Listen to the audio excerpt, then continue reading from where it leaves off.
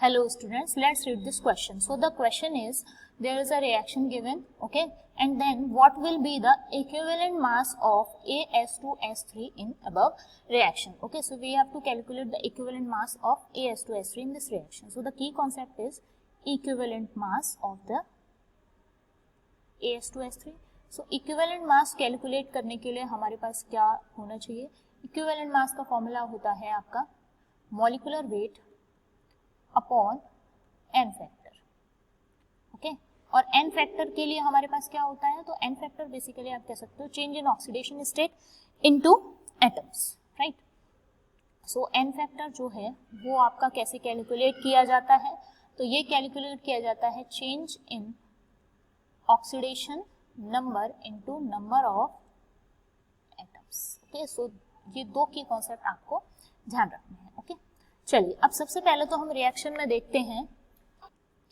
तो सबसे पहले इक्वेशन अगर हम देखें तो इसमें जो AS2S3 है आपका, ये AS2S3 जो है कन्वर्ट हो रहा है, हम रिएक्शन ही लिख लेते हैं पूरी, 28NO3 minus plus 3AS2S3 plus 4H2O to form 6AsO4 minus 3 plus 28NO plus 9SO4 minus 2 plus H positive.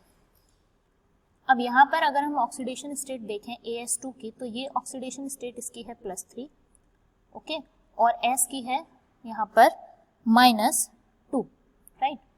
और इधर साइड में अगर हम बात करें तो AS की जो ऑक्सीडेशन स्टेट है वो है यहाँ पर आपकी +5, ओके। X मान के चलेंगे अगर हम, तो X -8 = -3, तो यहाँ पे जो इसकी ऑक्सीडेशन स्टेट आएगी वो आएगी +5, ओके।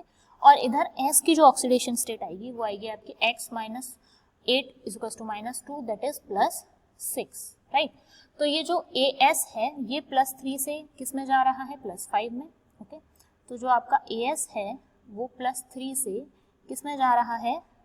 +5 में, राइट। और जो S है वो -2 से किस पे जा रहा है? +6 पे, राइट। तो यहाँ पर हम इलेक्ट्रॉन्स का चेंज जो देख रहे हैं वो आप कह सकते हैं कि 2 इलेक्ट्रॉन्स यहाँ पर लूज किए गए हैं, और यहाँ पर आपका क्या किया गया है? कितने इलेक्ट्रॉन लूज किए गए हैं? 8 इलेक्ट्रॉन लूज किए गए हैं, राइट। अच्छा, एटम्स अगर हम देख लें तो ये वाला जो चेंज हमने लिया, अब हम क्योंकि बात कर रहे हैं इक्विवेलेंट मास ऑफ AS2S3 की, तो यहाँ पर कितने AS हैं? इस वाले केस में आपके 2 AS हैं, राइट। और यहाँ पर कितने एटम हैं सल्फर के? 3। तो जो चेंज हम यहाँ देखेंगे वो क्या हो जाएगा? 2 × 2 दैट इज 4, और यहाँ पर कितने का चेंज आएगा? तो 3 × 8 का कितना होगा आपका? 24।